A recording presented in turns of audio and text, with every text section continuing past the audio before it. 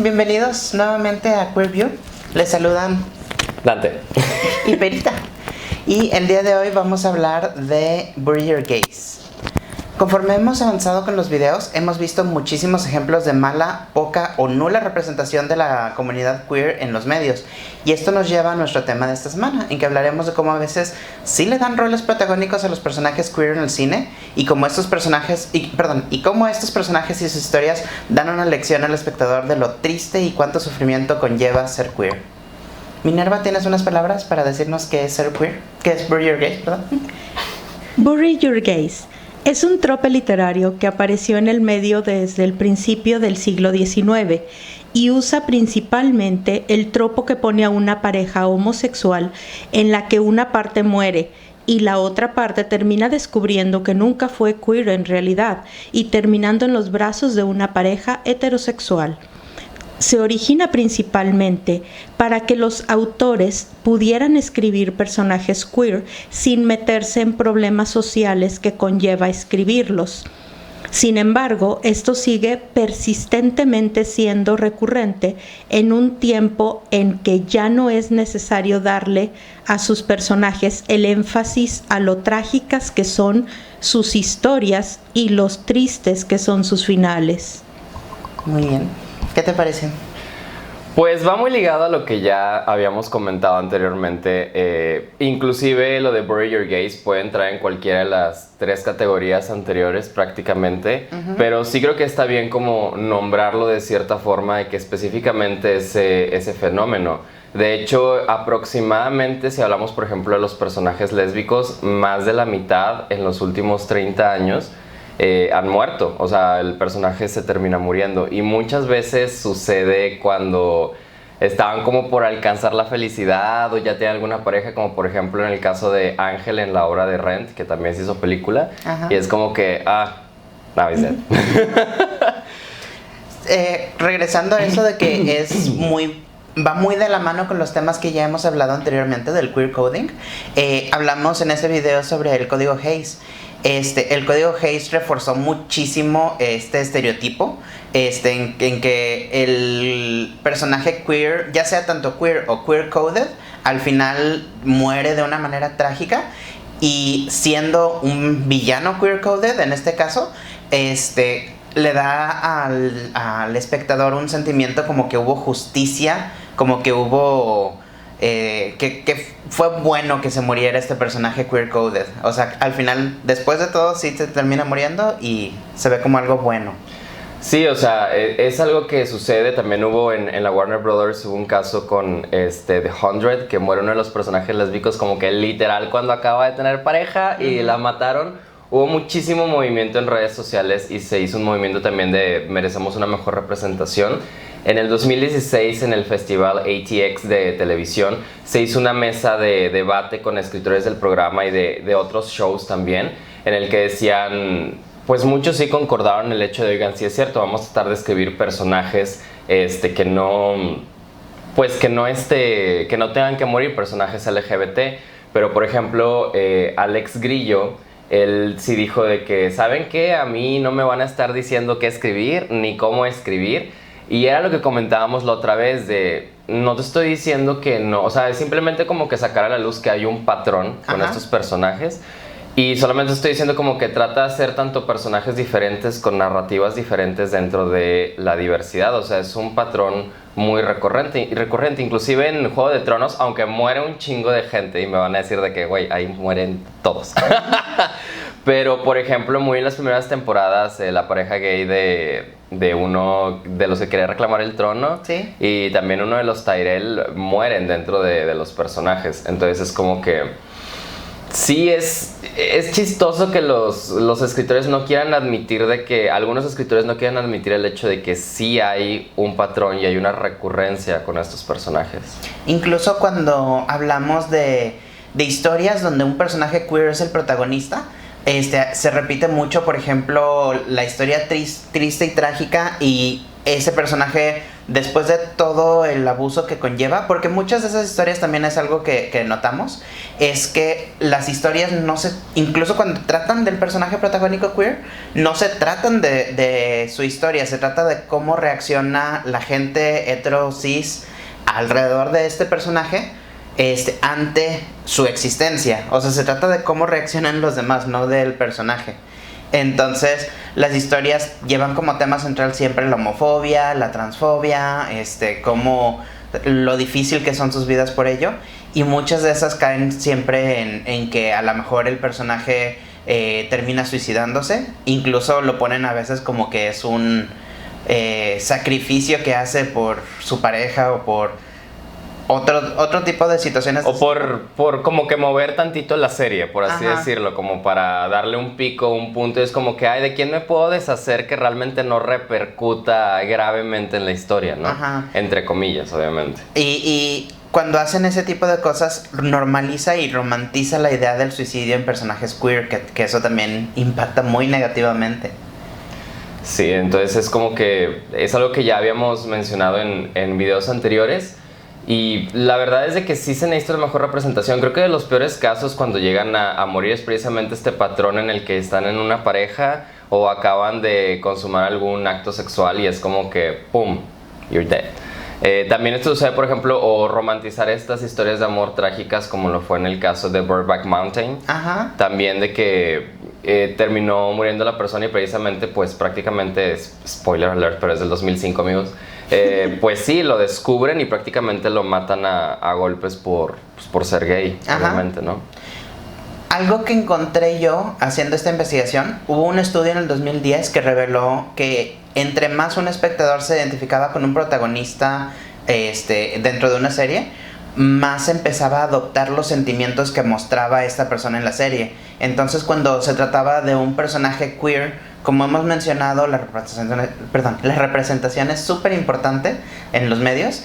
Y cuando hay poca representación o nula representación y está este personaje queer que dices, híjole, este es el único personaje en el cine que he visto que es como yo, y es un personaje suicida, es un personaje triste, deprimido, todo eso conlleva a que el espectador empiece a adoptar esas ideas de suicidio, de depresión, que a lo mejor antes de haber visto el personaje e identificarse con el personaje no tendría, porque pues es lo que encontró este estudio. Sí, porque inclusive es como que tenemos muy poca representación de por sí. Un estudio hecho por GLAAD con doble A, en 700 filmes de entre el 2007 al 2014, solo 0.4% de los personajes como leading characters, que eran como que los personajes principales, pertenecían a algún aspecto de la diversidad. Eso a nivel Estados Unidos, que es como que progre. Por así decirlo. Entonces de por sí es como que hay poca representación en roles importantes. Y además normalmente se romantiza mucho, es como una extraña obsesión que tiene el cine y los medios de comunicación en poner de que las personas gays somos infelices. No estoy diciendo que seamos felices de que the whole time, pero o sea, es como que güey, no es el todo. Es como también, desgraciadamente, lamento mucho decir esto, pero vi 3 capítulos de Élite, which is a lot. Y como que quieren darnos a entender que, hay trío gay y hay pareja de lesbianas. ¿Cuánta representación? Solo los pones de que having intercourses. Y así como que, esa es una falsa representación. No me los estás desarrollando como personajes. El que los ve en la cama, los 3 o a ellas 2... pues no es una representación, es como que sí me lo estás poniendo en la cara, las relaciones de ellos, pero es como que, pero es algo carnal, no me lo estás desarrollando como personaje, lo estás objetificando un poco, que de eso hablaremos después. Por ejemplo, un ejemplo positivo que me gusta mucho, en la serie de Brooklyn Nine-Nine está Holt, el sargento, no es sargento, es el teniente. Capitán. El capitán. Holt se me hace un muy buen ejemplo de representación porque sí te habla de que en su historia ha habido homofobia y que su historia ha sido frenada a veces por esa homofobia, incluso por el racismo también que ha vivido. pero su historia no se trata de eso. Su historia se trata de cómo sale adelante, cómo llega a ser capitán y cómo dirige y es un buen jefe. Y no es una historia triste. No es una historia que nada más como que oculta, como vemos en el queerbaiting y cosas así, sino que se habla de su pareja, Kevin, como una pareja normal, de repente sale, de repente no, como cualquier otra, ¿no? Se habla también de... Ay, se me fue la onda. O sea, obviamente sí sale el tema de que es gay e inclusive puede tener algunos gustos a veces estereotipados, pero no es todo el tiempo. Y sí habla de que en su momento tuvo problemas en la academia de policía y demás, que también lo mencionábamos en un video anterior, pero no es todo el tiempo. O sea, en realidad es como que hay más en su vida, aparte de eso.